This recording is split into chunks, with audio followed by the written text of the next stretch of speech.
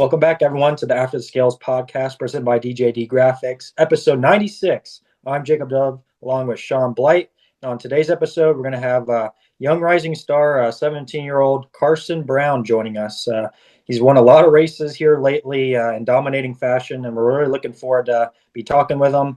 Before we do that, we're going to recap some of the racing this past weekend with Shaun because he was able to watch some sprint cars in PA, which I was jealous. But looks like you brought down the Canadian cold weather with you. Just talk about some of the racing you saw this past weekend, Shaun. Yeah, I was hanging out with a lot of the Canadians that went down, and Brock Zierfoss was not happy. He was parked right next to us, and he came over with his big parka jacket on, and it's like those damn Canadians. Well, he was. We were all suffering through it. Luckily, the races were in the daytime. They kind of moved everything up because it was not warm, but. Really good show at Lincoln on Saturday. Freddie Raymer got the win, and Anthony Macri was coming, man. If there was a yellow that came out with two to go, and I think if it stayed green, that Macri would have got him. He started 12th and charged through the field, and the guy's just so fun to watch. And then he got the win on Sunday at BAPS, so it was cool to get some racing in. I'm heading back down to Pennsylvania for Saturday, Sunday. We got Port Royal, and then the PA Posse series at Williams Grove, and that's the only series at Williams Grove. So that's a daytime race, so should be done in pretty good time. And looking forward to seeing some more sprint car racing this weekend. Yeah, it was definitely an interesting weekend for sprint car racing, good and bad. Yeah. There were some gnarly crashes out there, even in the dirt late models. I saw Brandon Overton have a really bad crash there. I know both of us were watching it happen, and luckily he walked away from it. But some unfortunate news there, and we never want to talk about it, but it was a shocking news here that Billy Hurt, one of the World of Outlaws and ASCS sprint car officials, passed away at Kennedale Speedway over the weekend, and we wanted to offer condolences to him and his family, as long with Jerry, who had the accident as well. And you never want to see that happen. No, yeah, we definitely wanted to pass along our condolences. It's not something that's easy to talk about, but it's important that we share our thoughts and our prayers and sympathies go out to not only Billy's friends and family, but the entire friends and family of the World of Outlaws and World Racing Group, and really just the racing community. It was certainly the talk of the racetrack. It was on everybody's mind Sunday at BAPS before everything. Before the racing all started. And, we always talk about driver safety, and so we should. It should always be front of mind. But, the officials and, flagmen and everyone around the track, it's a dangerous place. And we all love doing it. We're there because we want to be there. And when you're down in the infield or you're around the moving cars and stuff, that it can be a dangerous situation. So just very, very unfortunate. Our thoughts again are with Billy and his family. Very, very sad news. Yeah, and some good news coming out of it is Jerry's going to make a full recovery, so we're going to continue to think about him, and hopefully he gets 100% again. And obviously it's going to be tough moving forward. But I'm speaking on from Shaun and my standpoint, being media and photographer and videographers. We spend a lot of time down in Enfield around these safety officials, and a lot of them, especially at the Chili Bowl, you see incredible heroic things that they put their lives out there. They don't even look when they're running out there. This helps somebody sometimes. So definitely shout out to every safety worker, every track official who puts their life on the line to keep the racer safe, and even us media people down there safe. Sometimes they'll talk to us about make sure you have a head on a swivel. We don't want to get hurt. So definitely appreciate all they do for us, for the drivers and the fans. So before we talk to CARSON, though, we got some big news coming up here with our 100th episode, and I think Shaun's going to share some details because we got some pretty exciting stuff. Yeah, we don't have anything concrete just yet. We don't have a date for it, although we normally record on a Tuesday or a Wednesday. So I would predict that we'll probably keep that the same. But we are going to do a live 100th episode. At least that is the plan for now. Things can change. Jacob and I are both going to try to find surprise guests that neither one of us will know who the other person is bringing on. And we're going to have I don't know. Well, I don't know if we can do like a charity thing or tie that in some way, but to see who can bring on the bigger guest. You said you've already got someone lined up, so I have a guess of who it might be, but I'm not gonna say. I don't want to spoil it or anything. I'm working on a couple of things. Got some. How do I say? I got some lures in the water. I'm it's early though, so just stay tuned to our Facebook page. We're going to be posting more information once we kind of get the details out, but we're pretty excited for that. Hopefully, Bert from Dirt Lake Nation can join us and monitor our chat because he does a good job doing that, and we all just have a lot of fun taking questions and comments from the people that are watching live. So stay tuned, and when we have more information, we'll pass it along. Yeah, you never know what I'm going to have up my sleeve. Maybe I try to trick Shaun or something. I don't know, but we're going to be talking to, speaking of fishing and putting lures in the water, we're talking to Carson Brown, who does enjoy the outdoors, fishing, hunting, and obviously racing. He's done a lot of racing in a short amount of time, only 17 years old. So we're looking forward to having him on. Looking forward to our 100th episode coming up. So definitely stay tuned for that. But we're going to hear from Carson after this short message. After the Scales is proudly presented by DJD Graphics. From commercial and personal vehicles to racing bikes and cars of all makes, models, and disciplines, DJD Graphics can fully customize your vehicle to suit your needs. For more information, contact Darren and visit his website at www.djdgraphics.com. Tell him Shaun and Jacob sent you to receive special rates. All right, joining us now out of New London, North Carolina, is Carson Brown. Carson's been really dominating lately here in the short track scene and in ARCA. Picked up the big win right out the gate in the ARCA West at Phoenix. Just won the Sunshine 200 at Five Flags with Anthony Campy Racing. We got both me and Shaun got to watch Carson dominate the Clyde Hart Memorial at New Smyrna. So yeah, Carson's been doing a lot of racing, a lot of winning, and now he gets to join us. So thanks, Carson, for coming on. Yeah, thank you for having me. So Carson, I just listed a lot of the wins off. Let's break it down to just most recent one at Five Flags. So talk us through that. Great car count, a lot of great competitors. How were you able to go out there and get a win like that against really good competition? Yeah, for sure. I couldn't have asked for a much better event myself. We ran really well, and man, just big props to the ACR boys for putting in all the really hard work. And we also ran very good at the Clyde Hart. We've been struggling qualifying a little bit, but with the new chassis, new everything, I feel like we've still been managing for what we need to do. And typically when I qualify 13th on back, I end up racing really well. And whenever I qualify on the pole, I end up just going backwards. And that's kind of part of it. But no, we've had a really good race car every week, and just need to keep that going throughout the year. But man, it's been a really good start. Yeah, it's I mean, normally when we have drivers on, they win after they come on with us. So you're coming on with a hot streak, so we got to keep that going. I am curious about your ARCA win. Man, like so cool to just step in and knock it on the pole and then dominate the race. Talk about that experience, man. Yeah, Phoenix is always it's always that track that everybody looks forward to. It's got the dog leg. It's very unique shape. And I've always loved unique shapes, adapting to the racetracks. Just new stuff for me is always a lot of fun, and I really enjoy that. And Phoenix is one of those racetracks, right? And we went there, actually struggled in practice, just couldn't really get the balance where we need it. Really free, really free. Still had speed, just wasn't comfortable at all. We knew that for 150 laps, they bumped up the lap count this year, and we knew for 150 laps it would not last. And we got it much better, and at the end of practice, we were feeling very confident with it and sat it on the pole, ended up winning the race. Just once again, couldn't ask for a better event, and all we can do is keep it going now. We started hot, so now we got to keep it that way. It's sometimes a little hard to keep on that streak, but yeah, we'll see what we can do. Staying on the ARCA topic, obviously you're running for Pinnacle Racing Group there in the 28 car, which had a lot of success last year with Brendan Butterbean Queen. How's it been working with that group? I know Shaun and I both we didn't get to see it, but we were next door at Off Access Paint in Mooresville, and obviously Pinnacle's shop was right over there. But to talk about working with Pinnacle and how they've been accepting a new driver like yourself.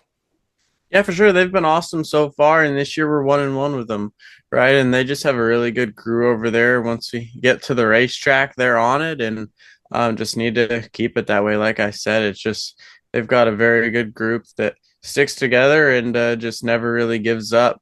Once we get to the track, and they just work for it, and I think that's what matters. And it's not necessarily just the name of Pinnacle Racing Group. It's just that name's created because of the guys that are there, and yeah, their crew just works. Yeah, I'm sure we'll circle back to ARCA, but I did want to talk about New Smyrna since we got to see you race there and win there. Um, Such a cool track. I'd never been there before, but it was like a huge bucket list for me. Growing up, going to local asphalt short tracks around here, a bunch of Canadians through the years would always go down there.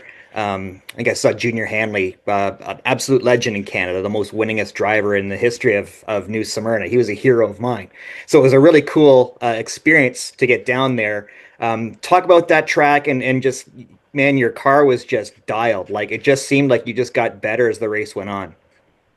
We did, and we were saving as much as we could so that it would do that, right? And at that place, it's high grip. There's really not that much tire wear. It's really not that abrasive like a place like Five Flags where we just won the Sunshine 200. It's just high banked, tight racetrack, and a lot of people do look forward to it, and I do too. I've got a lot of wins there, and I always look forward going there. It's one of my better tracks, I'd say, that I race at, and yeah, we just ran really well, qualified third, set the tone of the race really early, made it up to the lead, and won the stages, and ended up winning, and that's kind of what we did at the Sunshine also, and. But yeah, New Smyrna is definitely a bucket list track also for a lot of people. Just high grip, high banked. So I look forward to going back there every year. And sticking on the super late model stuff, I'm familiar with the Anthony Campany group being down here in Florida and their shop being in the Sarasota. Just talk about, that whole 81 team. Obviously, Anthony's had a really good group of drivers over the years with his program. And now you step in and you're picking up where they left off, being really competitive and competing for wins. Is it kind of the same deal there? You're just with a really good group there that are putting a lot of effort into making sure you have a winning capable car? Yeah, for sure. I'd say that Anthony Campy brings some of the best looking race cars to the racetrack and just in top notch condition. And it's pretty crazy to think I've been racing for him for just about 3 years now. And now my second year in super late model with him. And it's pretty crazy how fast time has flied and how long I've been running for him now. But a very good group.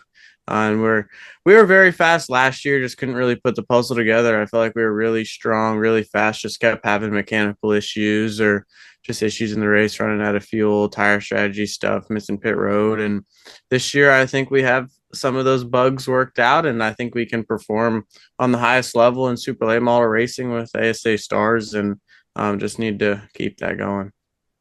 All right, I had a quick question about the dirt super late model. So that's where Jacob and I actually met you last year. I had a great chat with your dad, and I think it was the first or second night at Ocala, and then I made a point of just stopping over and seeing you guys every night because I just how much I enjoyed chatting with your old man. Mhm. Um, how how much did that experience in the dirt super late models, like how does that translate to your skills as a driver with the asphalt stuff? Yeah, my time in dirt super late models was awesome. We started off with Mike Marlar, and I won my sixth start with Mikey. And then Mikey said, just build your own team, do it right if you're going to do it. And we did. And we built our full team, had it for a couple of years. And I love the dirt racing. It's always fun to me. It's a different style for sure. It's very high horsepower cars on dirt, high downforce, a lot of aero stuff, which I will end up using higher up in the NASCAR ranks as I go in the next phase of my career. But yeah, just high horsepower, a lot of throttle control. The track's always changing throughout the night. There's a cushion sometimes, and I still wish there was one at some asphalt races. And I try and find it here and there whenever ASA puts PJ1 down or something in the top groove. I always love it. I feel like I've made 90% of my passes on asphalt on the top, which is pretty rare. But yeah, they've helped me a lot, and we'll see if I can get back in a dirt super late model with Mikey or someone like that. Yeah, I was going to say, obviously with my Longhorn gear I got on and quarter panel of your car somewhere in my storage unit or whatever. But I feel like along with myself, and I'm sure Shaun, and I see a lot of people all the time like, oh, Carson, we miss you on dirt. We miss you. Like, does it ever get like repetitive? Like, oh, like, I'm going to try to, because it seems like a lot of people are wishing you were still back on the dirt now that you were going on the asphalt direction. Yeah, for sure. I missed it a little bit, but the asphalt directions definitely a place I want to be also, right? And I feel like I can always go back to dirt and run dirt if I'd really like to with another team, or if we ever want to build our own team, right? Or there's probably a seat available somewhere across the board, depending on where that is in dirt late model racing or something like that. And yeah, I can always go back to that. I feel like, and always jump around, pull some tear offs during the week sometimes, and summer nationals or something like that. But I do miss it, and I wish I could run more of it. But with RCR and Chevy now, it's my weekday fillers no longer truly needed with dirt stuff, and we'll see if I can bounce back. Yeah, and you've got the RCR shirt on. You were assigned to be an RCR development driver, which is so cool. And I know I was making Jacob super jealous because back in November at World Finals, I stopped off and saw the RCR museum. It was like the one thing, because it's kind of up in Welcome. It's a little bit out of the way if anyone's ever been to Charlotte. So you kind of have to make a day out of that. And then you're in the museum and like you can just spend all day in there. It's so cool.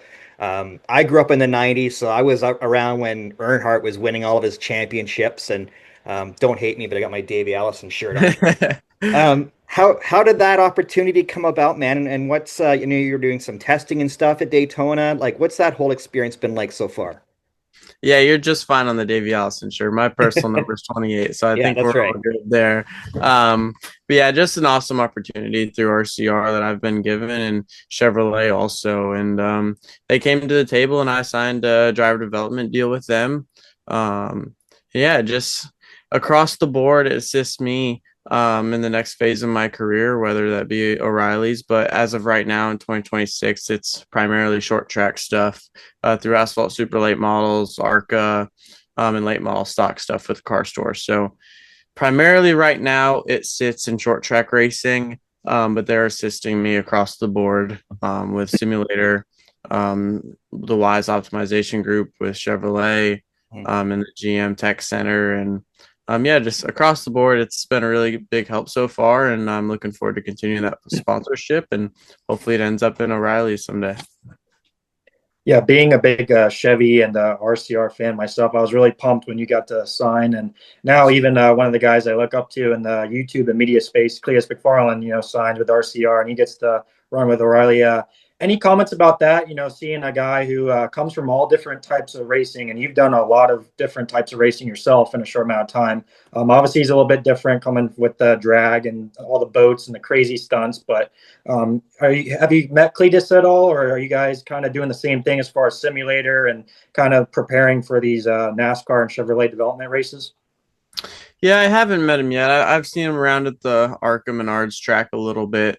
But yeah, he seems like an awesome guy, and yeah, I look forward to meeting him hopefully at some point shortly. But I'll probably see him at Rockingham. I'll be there with a 21 car, and that's another thing with RCRs. I get to sit on the box with a 21 car. Hopefully, he's my future crew chief.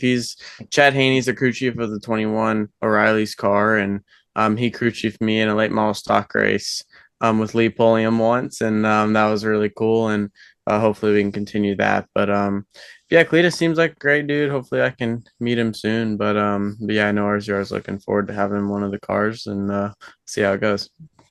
All right, so real quick for those who maybe don't know your story, how did you get involved in racing? What's your family's background in racing? Maybe tell us about your first race car and how old you were.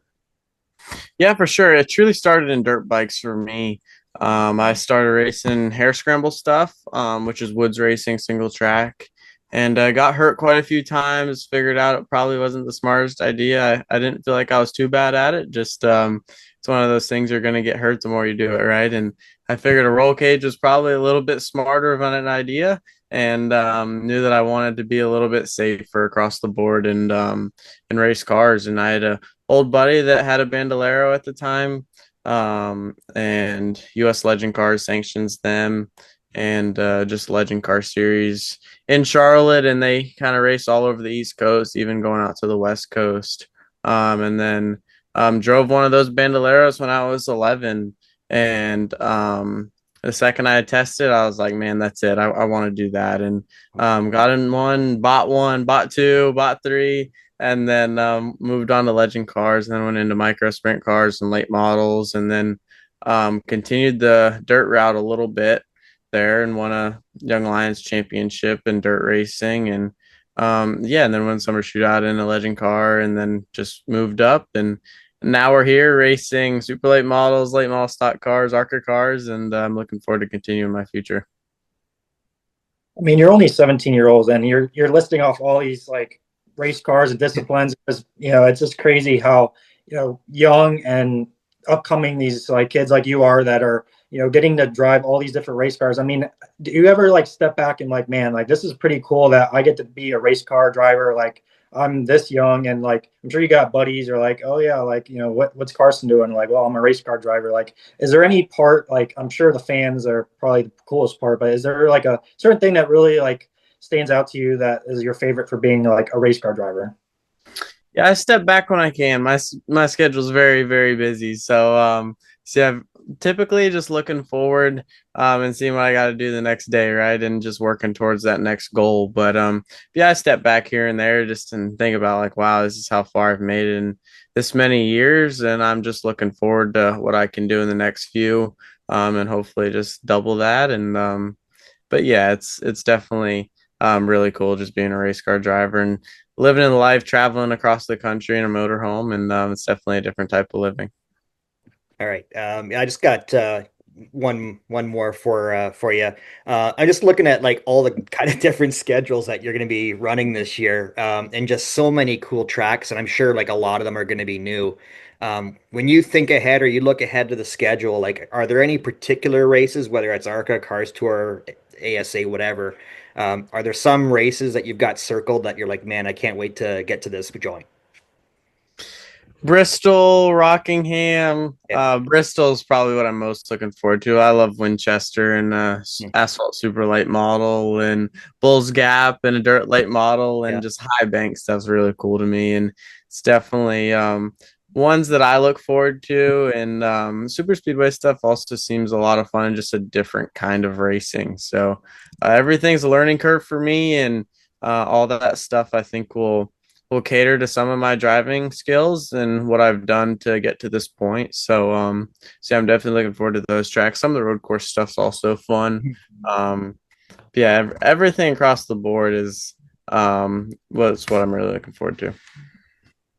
And something you did recently on your social media, which I thought was cool, and I participated in, is taking pictures with your fans and posting it on there, and seeing all the people over the years posting with their dirt late model and your super late model, and even in the ARCA now. And I'm looking forward to seeing my koozie soon in the mail. But if anybody is interested in like Carson Brown merch, or is there anything new coming out this year that's planning? I know I seen some pretty cool Anthony Campy hats out there. I might have to get my hands on those. So where can fans reach you on that type of stuff? Yeah, for sure. Carson Brown Motorsports across all platforms, and we are working on some merchandise stuff, some rebranding stuff, some new stuff that's coming out through GBS Corp and a few other people. And yeah, we're definitely working on a whole bunch of stuff, and we'll hopefully have some of that out shortly. But Carson Brown Motorsports across all platforms. Okay, and just real quick, we were talking off camera, but where can fans expect to see you at your next couple races? Yes, I follow the Cars Tour schedule, the ASA Stars schedule, and most of the ARCA Menards, ARCA East schedule. So at all those racetracks coming up, I'll be there, Wake County, Rockingham, Nashville, and yeah, pretty much all those series. And we'll see if we can add a little more dirt on there for you. Well, we appreciate your time, Carson. We had a great conversation. We know you're a busy guy with all the stuff you got going on. But before we let you go, we have our DJD Gear Rapid Fire segment. We're going to ask you 10 questions. So just come up with the first answer just to get to know you better. Sounds good. All right. The first one is, why the number 28? I honestly don't have a good answer for you. There's baseball, and it's always been my number. But yeah, Davey Allison is always some of my family's favorites. Yeah. And what's your favorite place to eat around New London, North Carolina, when you get the chance? There's really nothing around New London, North Carolina, so you have to travel about a half hour. And you can find a Longhorn Steakhouse, Texas Roadhouse, anything like that. But yeah, there's not much in New London. And I've been jealous to see a lot of your hunting pictures, getting ready for turkey season down here. But you've done a lot of really good hunting, and I'm sure Richard Childress is going to be inviting you to hunt with him soon. But what's your favorite animal you've hunted? I love caribou, elk, and mule deer. Those are my favorite. And yeah, I've talked to Richard a little bit about that, and his office is pretty crazy. Everyone should look into that. And he's got the full blown everything in his office, and it's definitely one to experience. Yeah, his looks like a Bass Pro Shops or Cabela's. Sticking with hunting, is there a hunting trip that you haven't done yet that you really want to do? I have gone brown bear hunting up in Alaska, and I'd like to continue that. We weren't successful last time we went, so I've technically done that, but I do want to go back and complete that. And which race car that you've raced so far that was your favorite? Man, that's a tough one. That between all driving platforms, there's really no right answer for me. They're all a different kind of sensation and a different kind of driving, right? And I love the dirt stuff. I love asphalt. I love road course. So the off-road truck stuff was probably the most fun. Jumping and doing everything you do on dirt, just with jumps on it and turning left and right. So that was always really fun. Yeah, I was going to say the off-road truck was probably the coolest. What's a bucket list race that you want to really win really bad? I don't really have one, to be honest. There's not really one race that I want to win. I just want to be consistent, be good at the upper levels in NASCAR, and I'm kind of looking forward to that first, and I think some of those wins will come with that. I was really expecting Daytona 500. What's the best piece of advice that your old crew chief Cheeseburger Randall Edwards ever gave you? Man, there was a lot of it, and you got to shuffle out some of it and stick with the others. So not quite sure. The times have passed, and now we're moved on to asphalt. So I'm not quite sure. Might need to look in the notebook for that one. Yeah, I remember last year, me and Shaun were at Steak and Shake, and we tried to help him figure out the machine with the soda. Who is a former or current driver that you've learned the most from so far? That I've learned the most from, I'd say dirt, Mike Marlar, road course stuff, Scott Lagacy Jr. for everything he's done for me on the Trans Am side of stuff, and then asphalt, I've had a lot of people helping me in just asphalt oval, but not really one driver specifically. So yeah.